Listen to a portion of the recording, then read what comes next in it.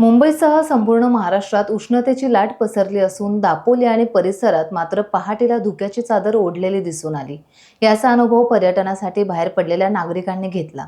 यावेळी दापोली शहरात आल्हाददायक असे वातावरण अनुभवायला मिळाले। वातावरणात सुखद गारठा अनुभवता आला।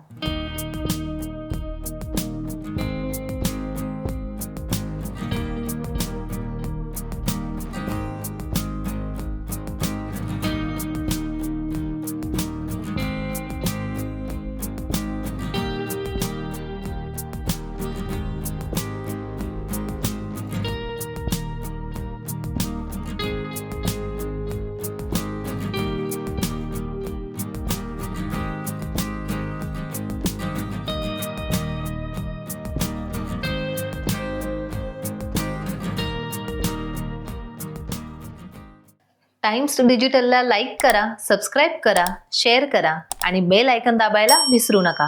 पाहत रहा टाइम्स डिजिटल।